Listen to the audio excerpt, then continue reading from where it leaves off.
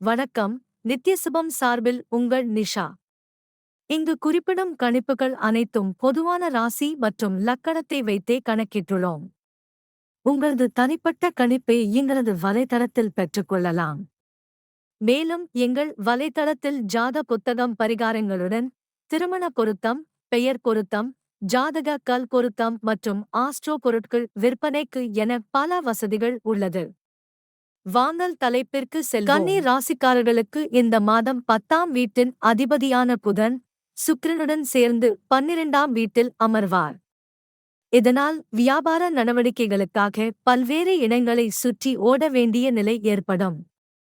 ஜாதகக்காரர்கள் தங்கள் வேலைக்காக ஒரு நகரத்திலிருந்து இன்னொரு நகரத்திற்கும் வெளிநாடுகளுக்கும் செல்ல வேண்டியிருக்கும்.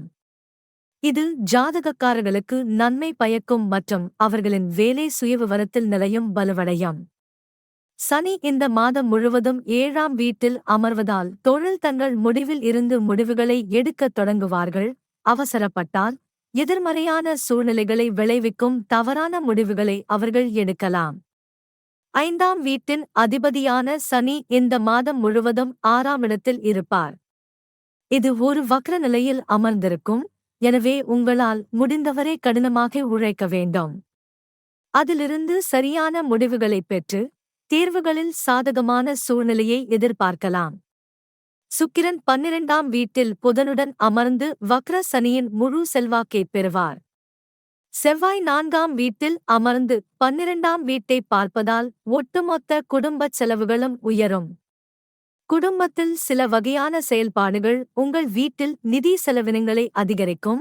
ஆனால் இது வீட்டில் சரியான வகையான மகிழ்ச்சியை ஏற்படுத்தும். உங்கள் வீட்டில் மக்கள் நடமாட்டம் இருப்பதால் வீட்டில் தொடர்ந்து சலசலப்பு இருக்கும். 5ஆம் வீட்டின் அதிபதியான சனி 6ஆம் வீட்டில் வக்ர நிலையில் இருப்பதாலும் சூரியன் 5ஆம் வீட்டில் செல்வாக்கு செலுத்துவதாலும் மாதத்தின் ஆரம்பம் சற்று பலவீனமாக இருக்கும்.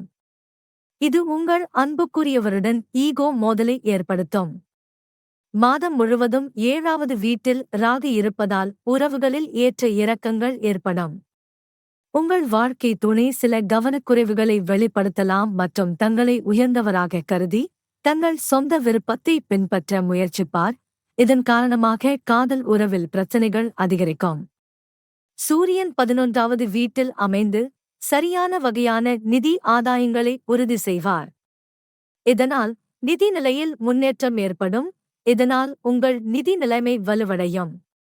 ராசி அதிபதி புதன் மாத தொடக்கத்தில் 12ஆம் வீட்டில் அமர்வார்.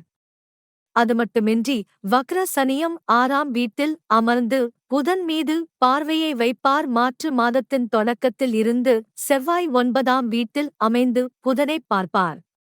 மாத தொடக்கத்தில் ஆரோக்கியம் பலவீனமாக இருக்கும். உங்கள் ஆரோக்கியத்தில் சரியான கவனம் செலுத்த வேண்டும். நீங்கள் சிறிய பிரச்சனையை எதிர்கொண்டால் அது பெரியதாக மாறாமல் இருக்க உடனடியாக அதை சிகிச்சை செய்ய முயற்சிக்கவும். பரிகாரம்: புதன்கிழமை திருநங்கைகளின் ஆசி பெறவும்.